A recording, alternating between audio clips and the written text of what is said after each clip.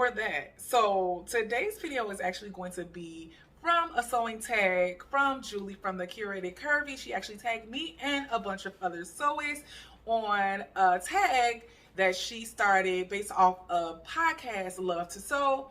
And I was like, I'm definitely doing this one. A couple of seamstresses already put their videos out, so I was like, let me go ahead and get mine in. But yeah, this is a really cool video. Again, I'm glad Julie tagged me. I'm gonna leave her channel link down below and the link for her video as well, so you guys can watch that. But yeah, go ahead and stick around to see this or that sewing edition.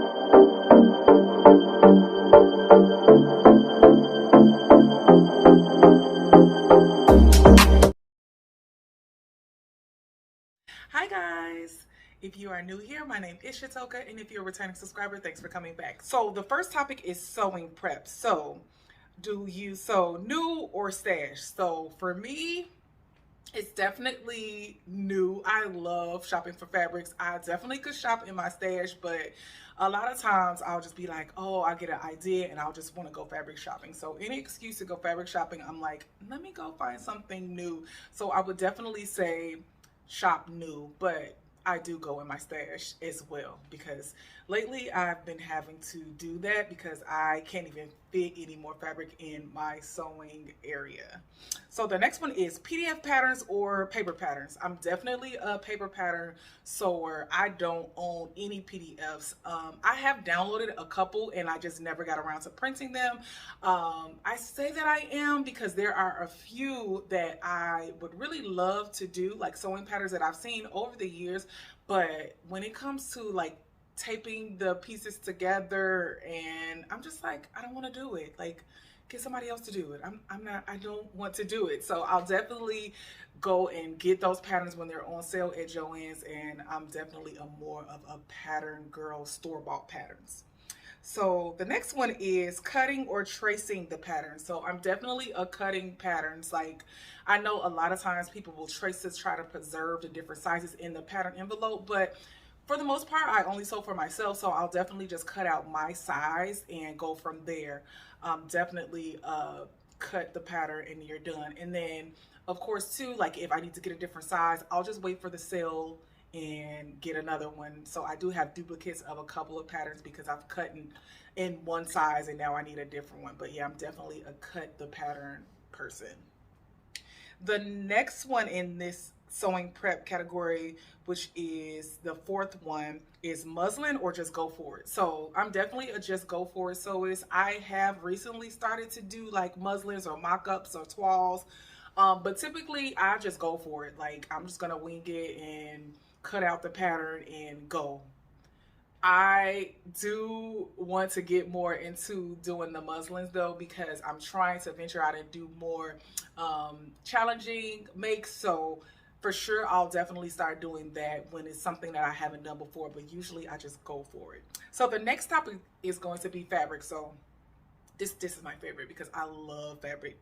The first question is in-store shopping or online? I'm definitely a in-store fabric shopper. I have bought fabric online and I will sometimes, but most of the times I want to go in the fabric store and feel it. I want to see how much it stretches, how it feels to the hand, how thick it is, because sometimes, and I've had bad experiences sometimes ordering things online and then it gets to you and it's not what it looked like online. So I'm definitely a sewist that likes to shop for her fabrics in store, but I do shop online sometimes. So shops that I shop for online, usually like Girl Charlie, or you can actually get fabric on Amazon now through like fabric.com. I believe they partnered. So I have gotten things from there, but typically I'm going to my local fabric store. Luckily here in Chicago, we have quite a few, so I usually don't have an issue with having to, find a fabric store to shop at. The next one is knits or woven. So I know this has been debated between a lot of the sewists, and I'm for sure a knits girl. Like I will sew with the wovens, but I'm definitely a knits girl, and I think more so it was because that's how I started sewing in the beginning.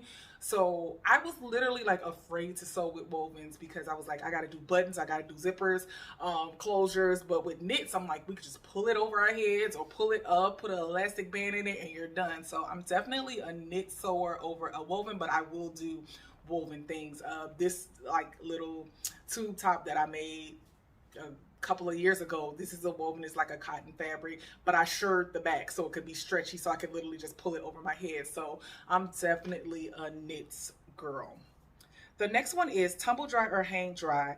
I will hang my makes if it's something that is like a knit that I am like afraid it's gonna like shrink or something, but I launder all my things like normally, and I'll just hang the delicate items like I do with my store-bought clothing. So I'm definitely a hang dry for most of my makes. And the next one is a rotary cutter or scissors.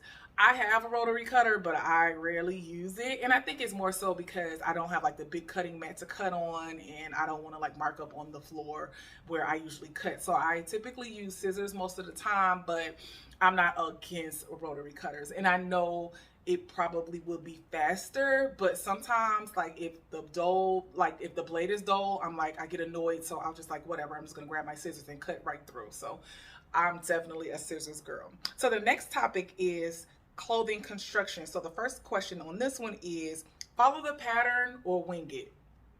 I'll say both because I will look through the pattern instructions, usually just like sitting on the couch even before I sew. So I'll read through them, and then when I start to sew, I'll then look back and reference, but a lot of times I wing it because some of the patterns that I do use, they are pretty simple, and I pretty much just use them for the pieces. So I'll just cut out the pieces and put them together the way that I know that they will go anyway, especially if it's like a simple pattern. I don't have to look through the instructions at all. So I'm definitely more so, I would say, wing it, but I do always have the instructions right there for me just in case I need a guide. But I also look up like sewing tutorials too, just to see someone else make it if they did. So yeah, for me, I would say I'm going to wing it.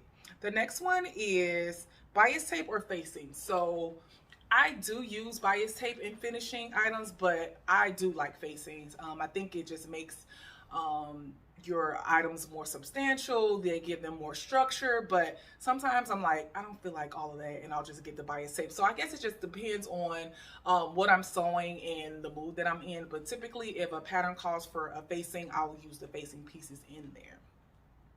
So the next one is button fly or zip fly. You guys, I've never done either. I've never done either. Like I've been sewing for over 10 years, and I've never done a button fly pant or a zip fly pant. If I put a zipper in a pants, it's usually on the side or in the back. I think I'm definitely going to tackle it this year because I'm sure I can do it with the skills that I have now, but I just normally don't do it. I make a lot of dresses and skirts that don't have the zip fly or button fly. So, and then a few jeans that I've made, like it has the zipper on the side or a zip in the back. So yeah, I'm neither on that one. The next one is buttons by hand or machine. Now I have put buttons on, like if I did a wrap skirt, and I've done a dress before that had buttons in the front, but it was like the faux buttons. So I did those by hand. I did use the machine to do the buttonhole, but I hand sewn my button on.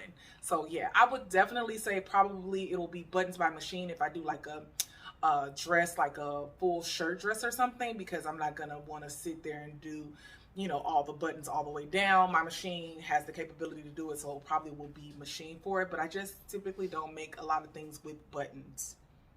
The next one is serge seams or French seams. Never used a French seam.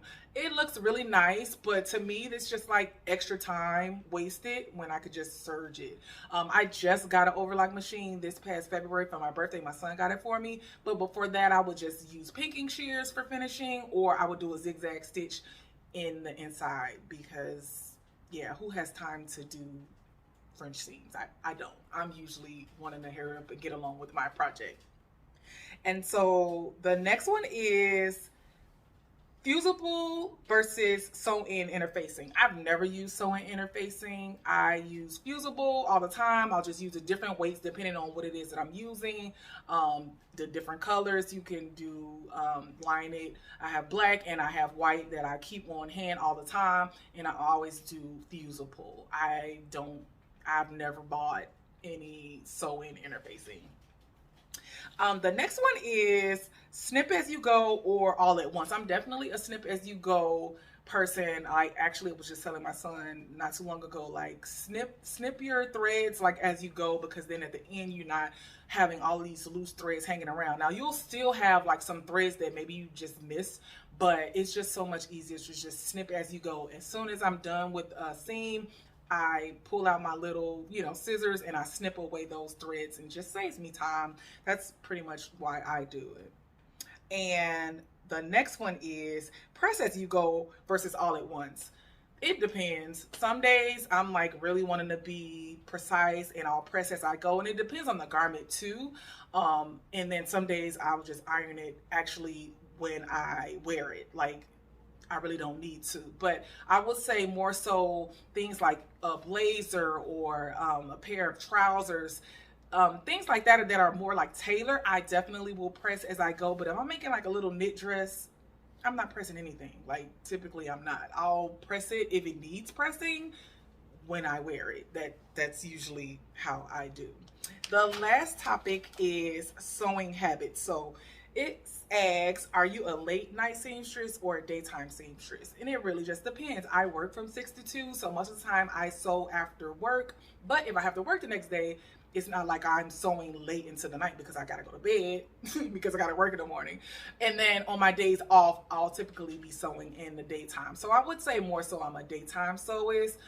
But there have been some nights where I'm like, oh, I just feel like it. I'm gonna sew at night. But typically it's daytime. Not only that, like I live in an apartment, and my old machine that I used to have was loud, and I used to always feel like I was bothering my neighbors trying to sew at night. So now my quantum stylus is pretty quiet. I could sew at night, but typically I'm usually sewing during the day, and by the evening time I'm ready to like unwind and be done with sewing. I will do a lot of prep work at night though, like cutting patterns and cutting fabric and stuff like that, but sewing, I would say daytime.